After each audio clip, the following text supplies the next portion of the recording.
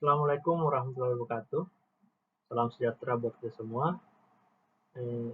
Selamat datang pada mata kuliah Manajemen Strategik bagi program Magister Otonomi Daerah Sekolah Fasil Kerjaan Universitas Burhanuddin. Pada pertemuan ini, saya akan membahas tentang bagaimana meringkas hasil fokus group discussion dengan menggunakan uji Cochrane Q-Test.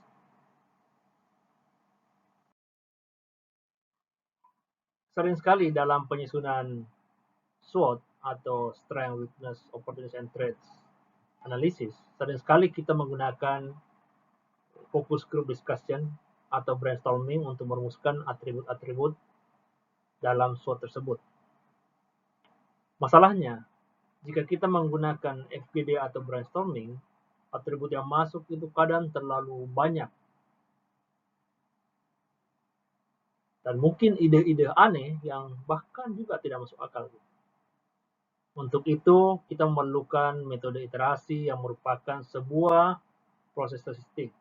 Dengan metode ini, akan dikeluarkan atribut-atribut yang dinilai yang tidak sah berdasarkan kriteria-kriteria statistik yang dipakai. Contoh ya, misalnya, kita melakukan sebuah FGD atau Focus Group Discussion dengan para kepala dinas dan stafnya yang dianggap paling menguasai bidang tertentu, gitu, sesuai bidangnya ya masing-masing. Dan muncullah daftar atribut-atribut strength atau kekuatan. Ceritanya ini ditanya gitu, apa yang menjadi kekuatan dari dinas Anda gitu misalnya ya. Muncullah struktur organisasi yang kuat, prosedur dan kewenangan yang jelas, honorarium atau insentif yang cukup, pendidikan dan pelatihan yang teratur, SDM perencanaan memadai, pelayanan administrasi memadai, adanya aturan disiplin pegawai, aturan dan prasarana yang mencukupi, keinginan pegawai untuk belajar yang tinggi dan motivasi yang tinggi. Mereka akan menjawab dengan mengecek list ya atau tidak. Jadi bisa saja ada yang mengisi semuanya, ada yang mengatakan tidak gitu ya. Misalnya honorariumnya sudah cukup, ya tentu saja mereka yang mentik tidak gitu.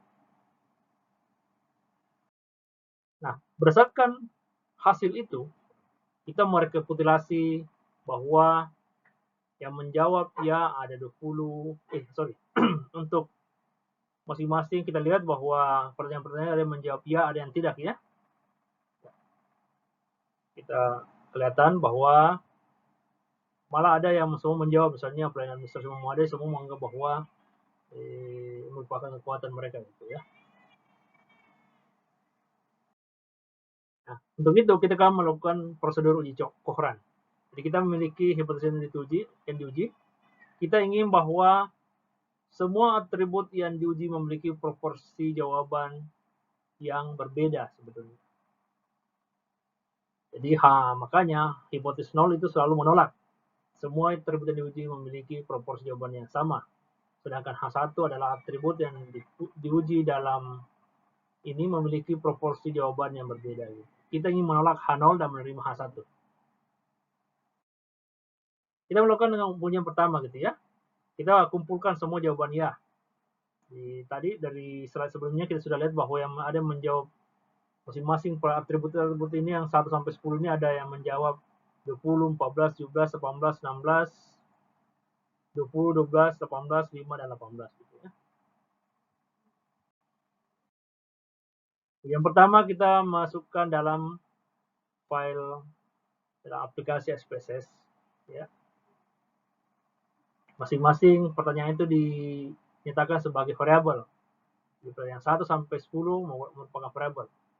Jadi kita lihat dari 20 orang yang ditanya itu, pertanyaan pertama misalnya tadi dijelaskan bahwa ada berapa tadi yang menjawab yang studi ya.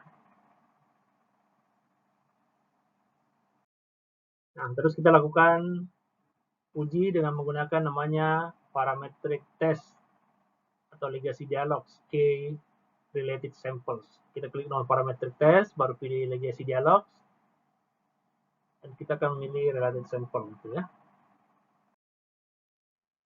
Kita pindahkan semua atribut ke kotak test variable S1 sampai 10. Terus pada test type kita pilih Cochrane Q.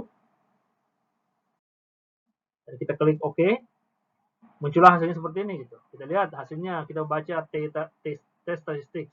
Jadi kita melihat bahwa jumlah orang yang atau sampel kita sekitar 20 orang.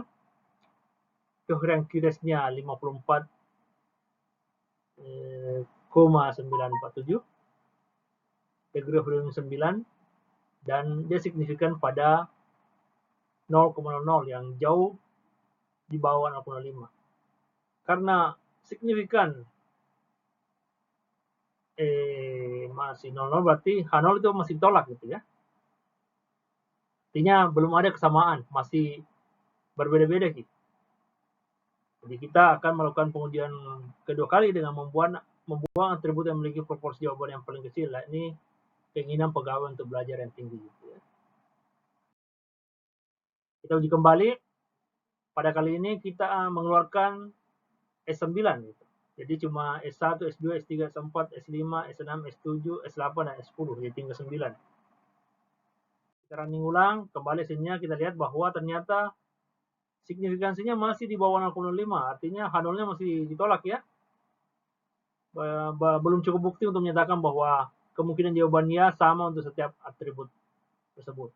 Maka perlu dilakukan pengujian kembali dengan mengeluarkan atribut proporsi yang paling kecil, yakni adanya aturan disiplin pegawai.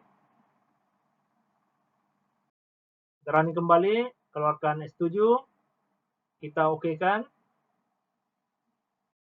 Hasilnya terlihat bahwa angka signifikansi sudah di atas 0,05, artinya H0 kita sudah terima bahwa terdapat bukti untuk menyatakan bahwa ke-8 atribut yang tersisa memiliki kemungkinan jawaban yang sama untuk setiap atribut.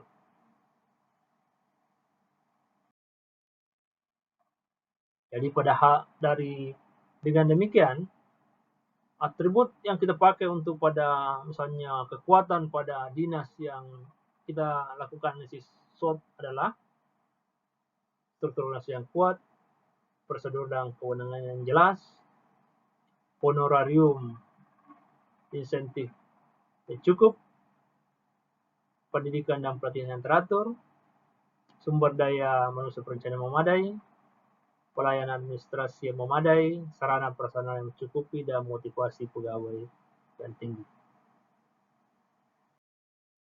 Jadi demikianlah cara menggunakan Cochrane Q-test untuk meringkas sekian banyak atribut-atribut yang kita ingin pakai dalam sebuah analisis. Ya, penggunaan FGD kadang menimbulkan atribut yang sangat banyak sehingga kita seringkali kebingungan yang mana yang harus kita pakai gitu. Untuk itu kita menggunakan yang namanya Cochrane Q-test untuk meringkas atribut-atribut pertanyaan yang mungkin muncul ketika kita melakukan namanya focus group discussion. Terima kasih atas perhatiannya. Wabillahi taufiq wal hidayah. Wassalamualaikum warahmatullahi wabarakatuh.